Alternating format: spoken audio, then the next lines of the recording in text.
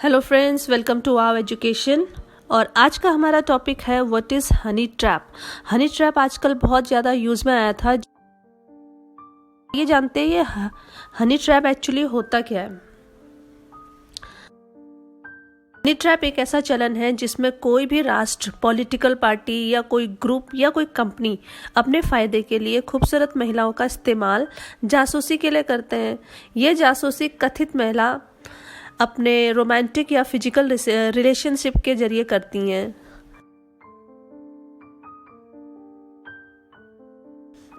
आमतौर पर इस प्रथा में महिला जासूसों का प्रयोग किया जाता है अपने टारगेट्स के खिलाफ। एक बार जब टारगेट अर्थात जो शिकार है वो जाल में फंस जाता है तो उसकी जो कथित फोटोज होती हैं या उनके बातों को रिकॉर्ड करके टारगेट को ब्लैकमेल किया जाता है। सेलो किट्टी, जो कि जर्मनी बर्लिन में स्थित था, 1930 की बात है, जब जर्मनी का शासन हिटलर जैसे तानाशाह के हाथ में था, तो जर्मनी के ऊपर सारी दुनिया की आंखें लगी हुई थी कि एक्चुअली जर्मनी के अंदर पॉलिटिकल कंडीशन क्या है। क्योंकि जर्मनी के जितने भी नाजी लोग थे वो वहाँ के जो जीविश लोग थे उनका नरसंहार कर रहे थे। तो बार बार जो है कभी यूनाइटेड नेशन के द्वारा या फिर कभी किसी और संस्था के द्वारा जर्मनी के अंदर कुछ ऑफिसर्स भेजे जाते थे। तो उन ऑफिसर्स को बहलाने फुसलाने के बाद जो है उन ऑफिसर्स के ऊपर जर्मनी का अच्छा प्रभाव डालने के लिए इस सेलो किट्टी का यूज होता था।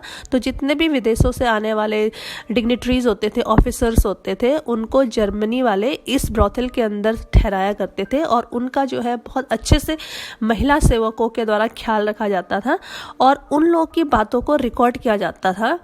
और उन रिकॉर्डर्स की जानकारी आने वाले मेहमानों को नहीं होती थी और उन रिकॉर्डिंग्स को जो है जर्मन जो राष्ट्र है या जर्मन जो गवर्नमेंट है वो सुन के अपने पॉलिसीज निर्धारित करती थी या अपने आप जो है अलर्ट हो जाती थी।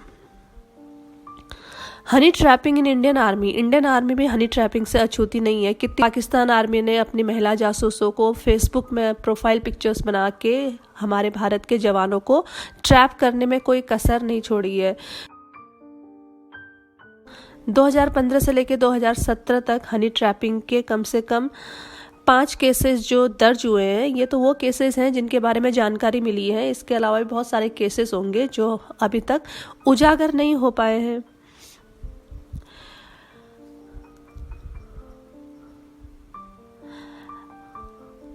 ISI की पूरी एक यूनिट है जिसका पूरा साल का जो टर्नओवर है, बजट है, वो 3500 करोड़ रुपया है, जिसका केवल काम यही होता है वो हनी ट्रैपिंग के ऊपर अपना पूरा फंड खर्च करती है और जिसका हेडक्वार्टर उन्होंने फरीदकोट में स्थित कर रखा है।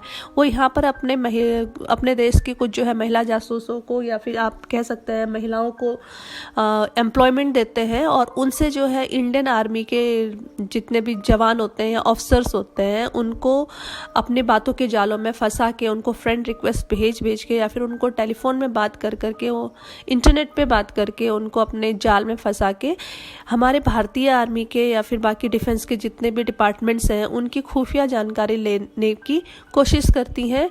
और ISI जो है रिसेंटली ISI की एक एजेंट ने अपने आप को AMC की अनिक चोपड़ा के बताकर सिग्नल यूनिट के बहुत सारे सोल्जर्स और ऑफिसर्स को ट्रैप करके उनकी बहुत सारी इम्पोर्टेंट जो जानकारी है वो प्राप्त करके उसने ISI को हैंडओवर कर दी थी। इसके बाद जो है एक न्यूली रिक्रूटेड सौरभ कुमार था जो हरियाणा का था, तो उसको भी जो है हनी ट्रैप करने वाली महिलाओं ने अपने जाल में फंसा के जो इंडियन आर्मी के ट्रेनिंग सेंटर्स होते हैं उनकी फ़ोटोज़ उससे लीक करवाई। और हम अब बात कर रहे थे नेपाल में हनी ट्रैपिंग की। अभी हमारे देश और नेपाल के बीच में बहुत ज़्यादा तनाव हुआ है, जिसमें आप लोगों ने देखा होगा नेपाल ने जो है एक नया मैप जारी किया है और उसको उनके संविधान ने पास भी कर दिया है, जिसके अंतर्गत उन्होंने भारत के कुछ हिस्सों को अपना हिस्सा बताते हुए मुहर लगाई हुई है। तो ये जो सारा काम है ये चीन के द्वारा नेपाल के अंदर नियुक्त जो उनकी राजदूत है उनके द्वारा किया गया है, जिनका नाम हो यांकी है।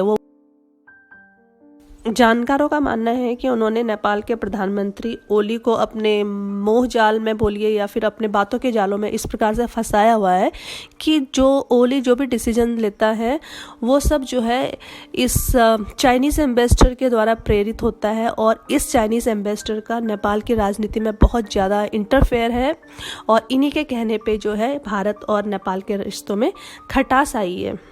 तो इस प्रकार से आप देख सकते हैं हनी ट्रैप जितना खूबसूरत दिखता है उतने ही ज़्यादा और डेंजरस इसके परिणाम होते हैं। ये लोग किसी भी देश से युद्ध किए बिना किसी भी देश को घुटनों पर टेकने की हिम्मत रख सकते हैं। Thank you so much for your patience please. जानकारों का मानना है कि उन्होंने नेपाल के प्रधानमंत्री ओली को अपने मोह जाल में बोलिए या फिर अपने बातों के जालों में इस प्रकार से फंसाया हुआ है कि जो ओली जो भी decision. Thank you so much for being with us and for liking our channel. Please like, subscribe and share.